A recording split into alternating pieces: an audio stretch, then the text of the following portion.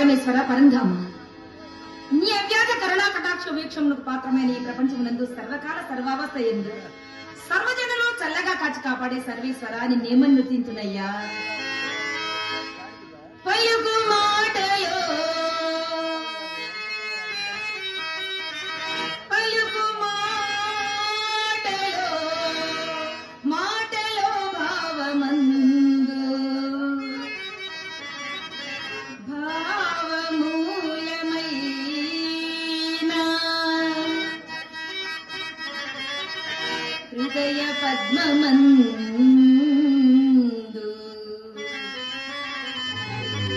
జీవులందు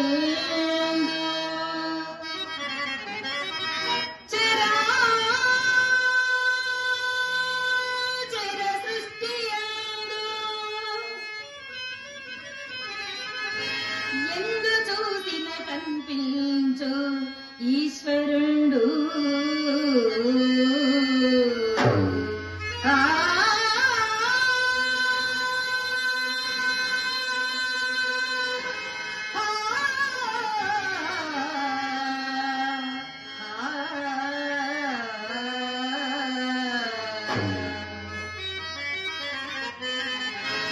పతి సన్నిధానమే సతి సౌభాగ్యము, పతి సన్నిధానమే సతి సౌభాగ్యము, పతి పాద సేవయే సతి జన్మధన్యము, పతి పాద సేవయే సతి జన్మధన్యము, పతి సన్నిధానమే సతి సౌభాగ్యము.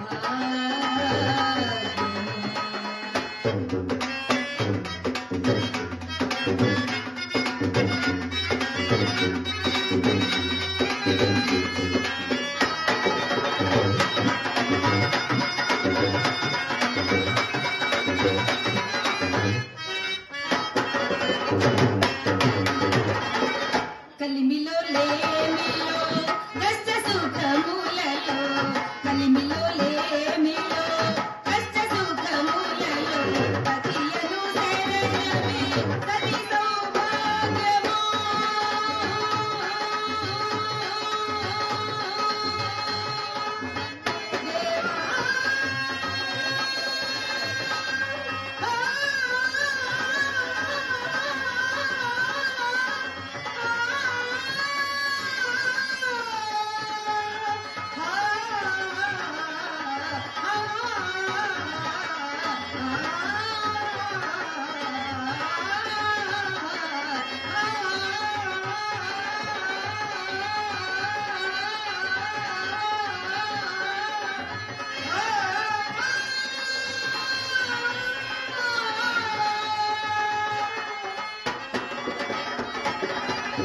కలిమిలో లేమిలో కష్ట సుఖములలో పతియను శరణమే సతి సౌభాగ్యము, పతి పాద సేవయే సతి జన్మధన్యము,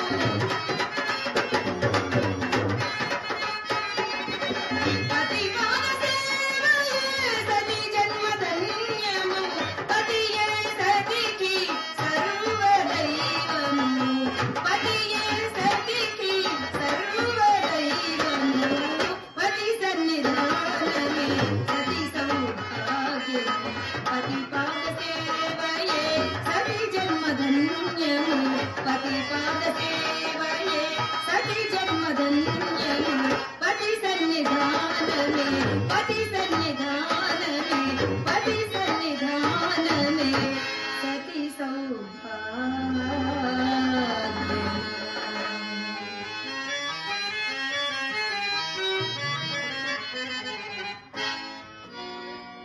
రాధా, ఇందాక శ్రీవారి కళ్యాణోత్సవం ముందు అవును, వేద పండితులు స్త్రీలకు ఏది ప్రీతి పాత్రము అని సందేహం అడిగారు.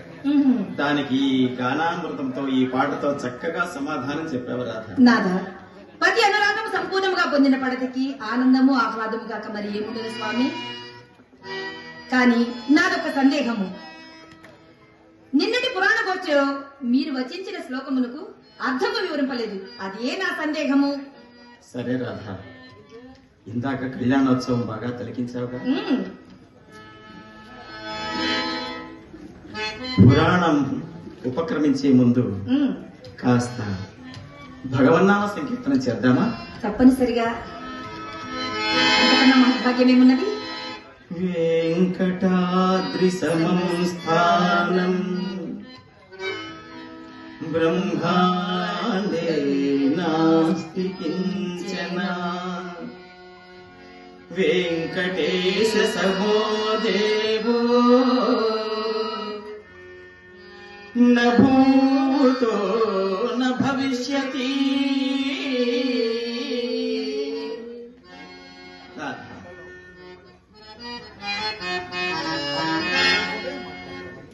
గోవింద నిశ్చలానంద మందార మకరంద, నీ రూపం మధురం, నీ నామం మధురం, నీ సరస శృంగార కీర్తనం మధురాతి మధురం స్వామి.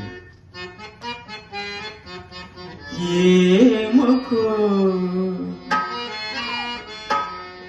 ఏమకో చిగురుట ధరమున ఎడనెడకస్తూరి నిందెను భామిని విపునకు వ్రాసిన పత్రిక కాదు కదా.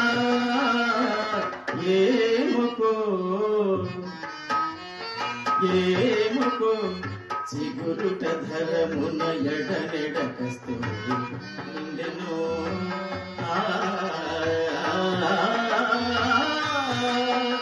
కలికి చకోరాక్షికి కడకన్నులు కెంపై తోచిన చెలువం విప్పుడిదేమో అని చింతింపదే చెలులు నలుగున కాళేశ్వరుపై కొన్న చూపులు. నలుగున ప్రాణేశ్వరుపై నాటిన ఆ కొన్న చూపులు నిలుగున పెరగనంటిన నెత్తులు కాదు కదా. ఏమకో ఏమకో చిగురుట ధరమున ఎడనెడకస్తూరి నిందెను.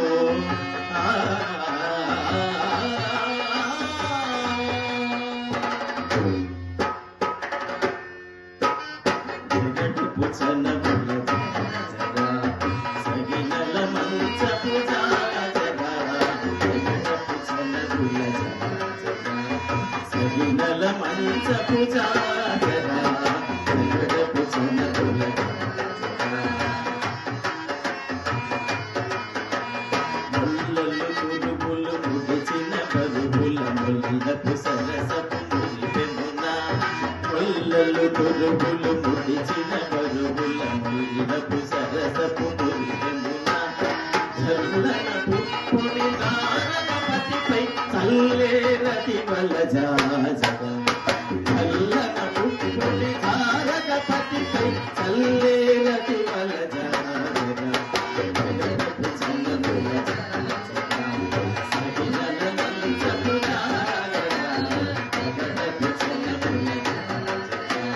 భారపు చెములపై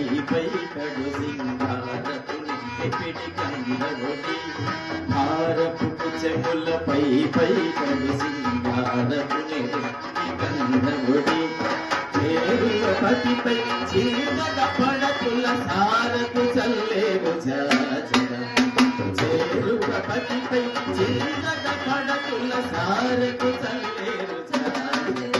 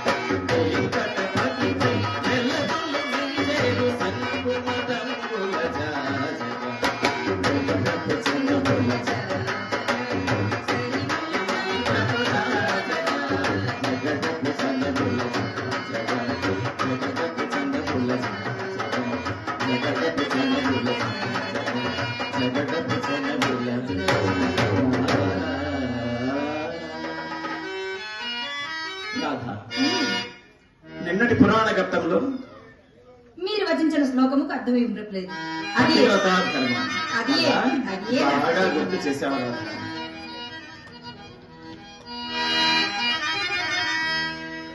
కష్టభరితంబు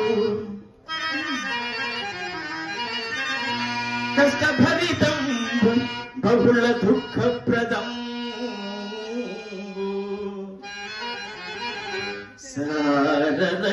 సారరహితంబునైన సంసారమందు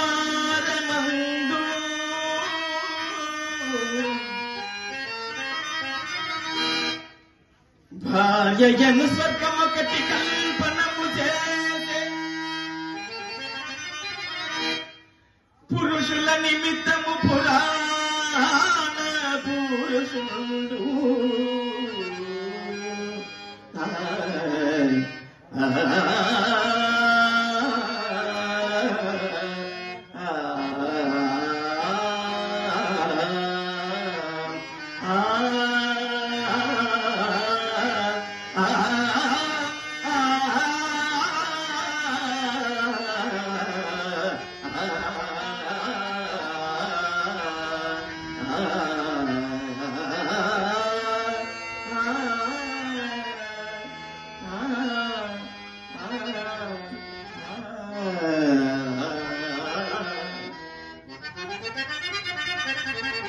కాని రాధ అనుకూలవతి కాని ఎడల అనుకూలవతి కాని ఎడల భార్యయే ప్రత్యక్ష నరకమును కూడా చెప్పదగును రాధ. అదెట్లు? కాలు పెట్టిన తోడనే కాంతుని మెడ విరచి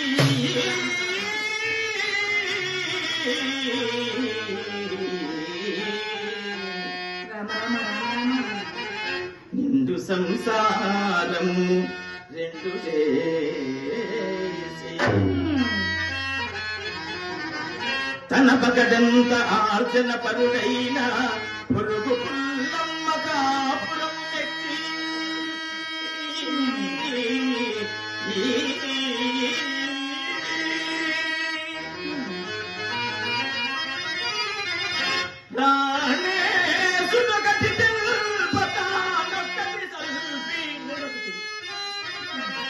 అది ఏమి అనంగ కసు మనసులేసి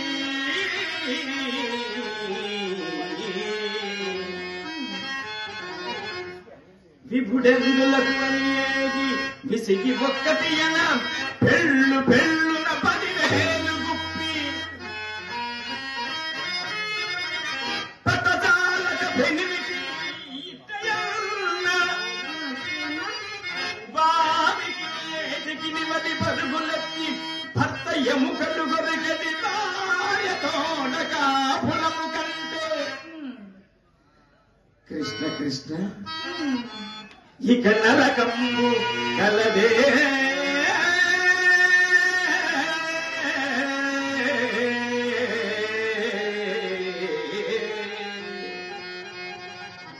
ఇక నరకము కలదే. మీరు చెప్పినది యథార్థమే. పొండు ఆ సంగతి నాకెందులకు? సందేహం ఎందుకు? నీ మనోగతం నాకు అర్థమైందిలే.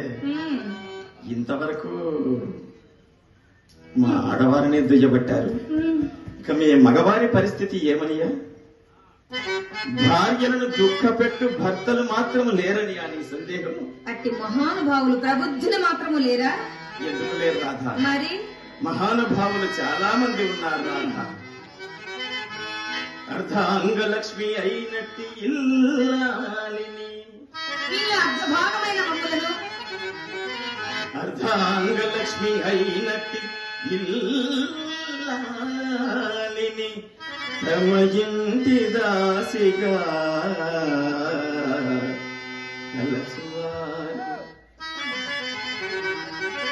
చీటికి మాటికి చిరపురలాడుచు పెళ్ళాము నూరకే ఏడ్పించువారు. ప్రబుద్ధులు బయట ఎల్లర చేత భగవతి ఇంట పొలవిని ఊరకే తిట్టిపోయువారు.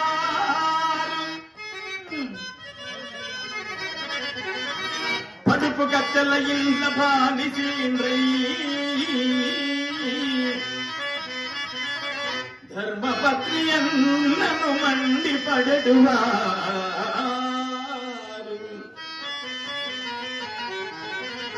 పెట్టుపోతల గలతిలోటు తిట్టు కొట్టులతో నన్ను తీర్చువారు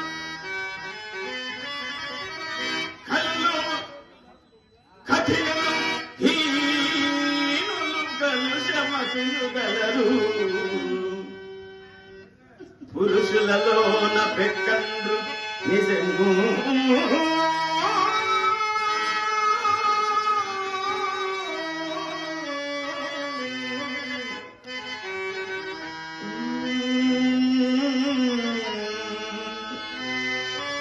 అది సృష్టి రహస్యములో ఒకటి అని నా నమ్మకము. ఏమనందురా, రూపవతి అయిన యువతికి రూపహీను, సుగుణకని అయిన యువతికి శుద్ధమూర్ఖు, ఇటుల వ్యత్యస్తము కూర్చి ఇంతులను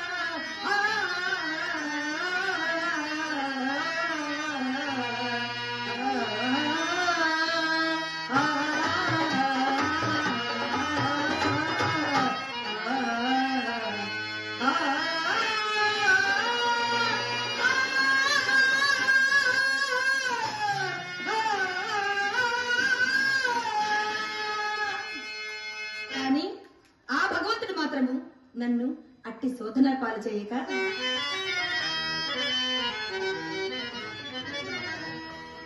చక్కని రూప సంపద చక్కని రూప సంపద ప్రశస్తరంబగు వర్తనం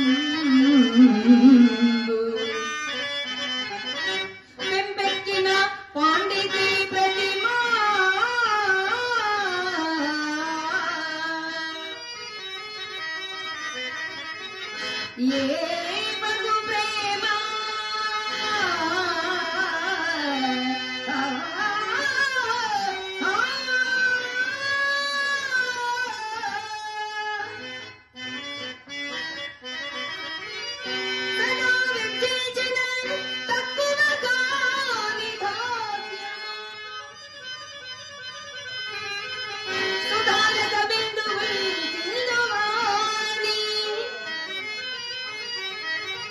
ఈ పక్కిన పోల్చు మిమ్ములను భక్తజనాతనగూర్చే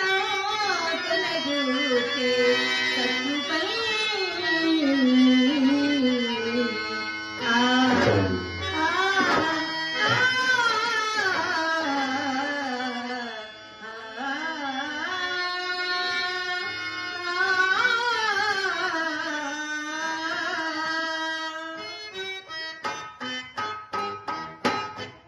వెర్రిదానా, అప్పుడే ఎలా సంతోషించదు.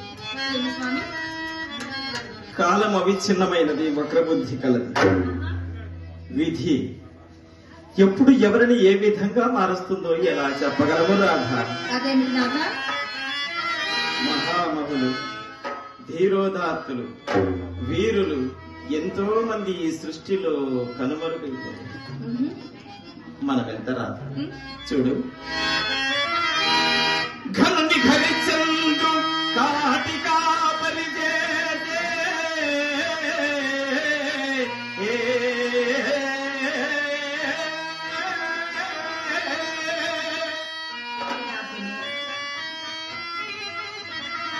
మురసుత సార్వభౌమగతల్పే హరయంతి దేవుని అన్నా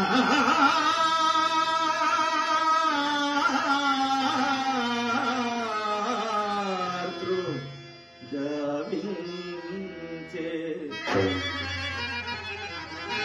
పేదకు చేలు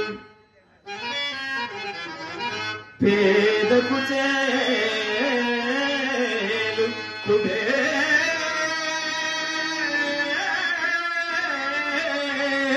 కుబేరుగాదేసే ఆ శ్రీకృష్ణ పరమాత్మ ధర్మాకుమరిని పాదాళమునకుందుకే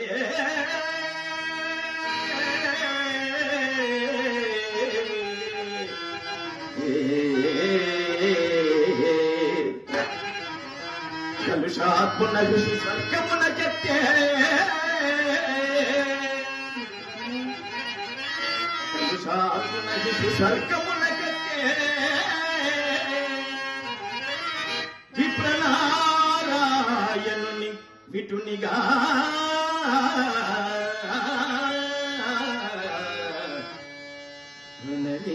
వినరించే వడయు నంబిని భక్తియుక్తే వడయు నంబిని భక్తి యుక్తే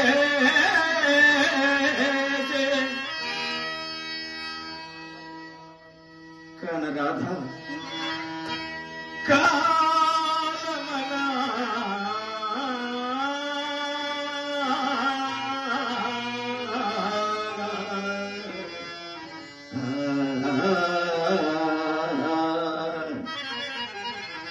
ఇట్టి మహిమంబు కలదియకుట మానవుడు మేలు విడచిన మరుగినమునగాక సుగుణ దుర్గుణములు కలిమిలేములు ఎన్నరాదని వసించులెల్ల బుధులు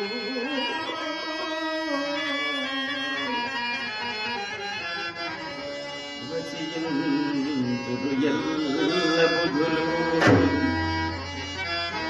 వసించులు ఎల్ల బుధులు. ఎక్కడిది ఈ కోని రాగం?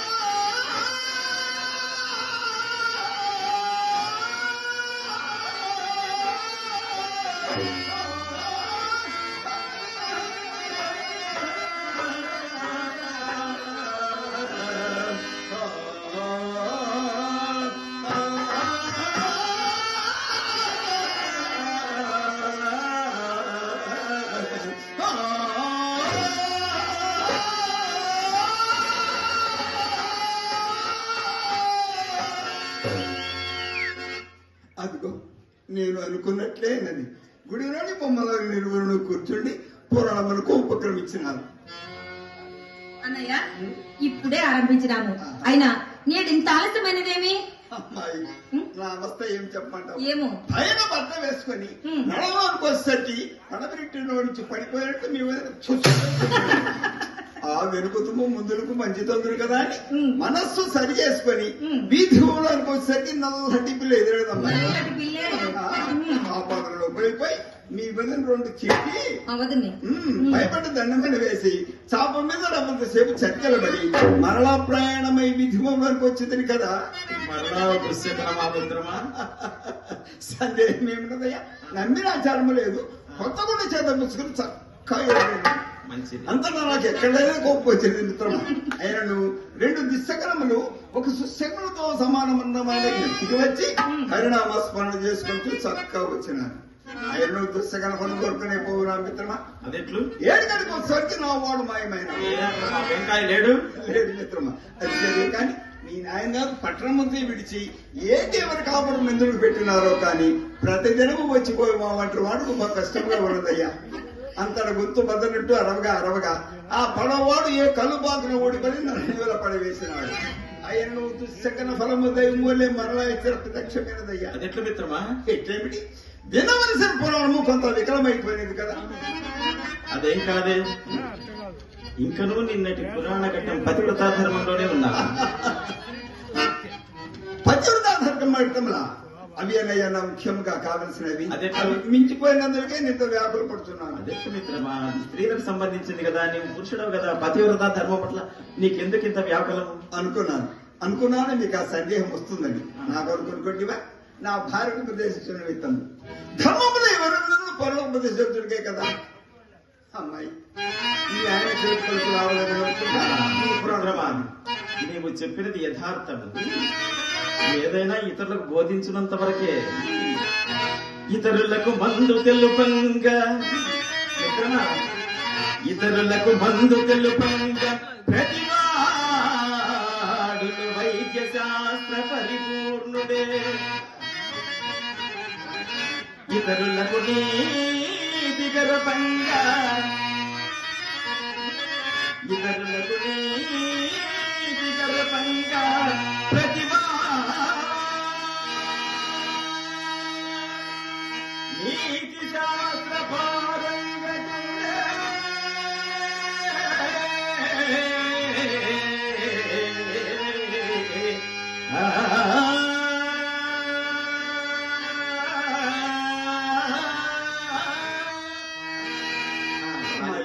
మీ ఆయన చెలుగు పలుకులు ఆవిడ విరవచ్చు. కానీ ముందు పురాణం కానీ ఇదిగో అన్నయ్య ఇప్పుడే చదువుతున్నాను.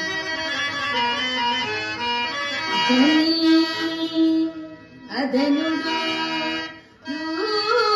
రూపసి నొప్పనివాడు వివేకి మృగభావుడు రోగుండను గత రోగుండనగా అందన పతిని పాడ్యో బవలయో కామధ్వంసి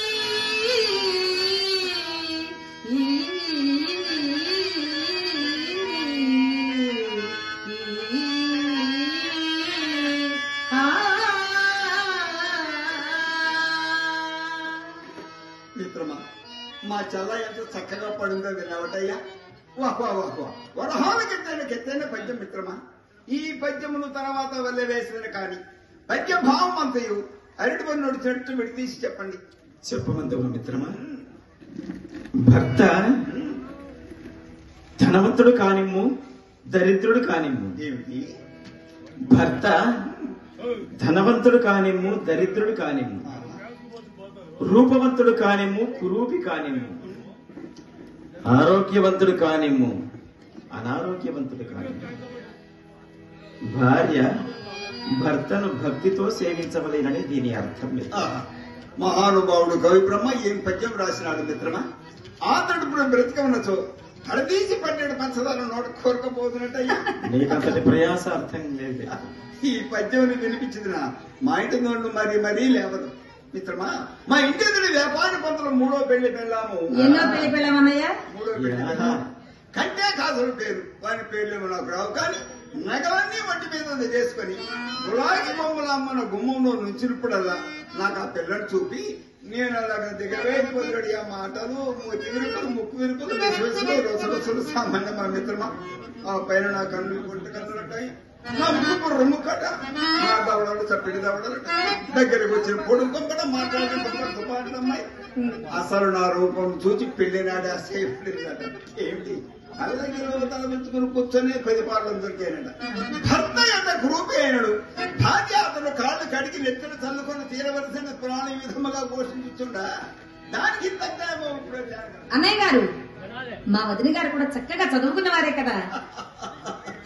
అదేనప్పుడు వచ్చిన చిక్కంతా అందుకే దాని కింద అదిరిపోడు.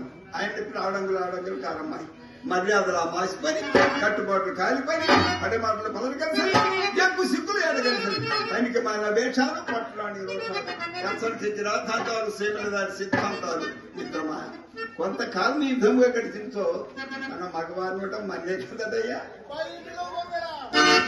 ఎందుకు నాన్నగారు స్వయంగా వచ్చి పిలుస్తున్నారు? ఎందులకు మామగారు ఈ దినము ఎందులక శ్రీవారిని ఇట్టే పిలిచారు?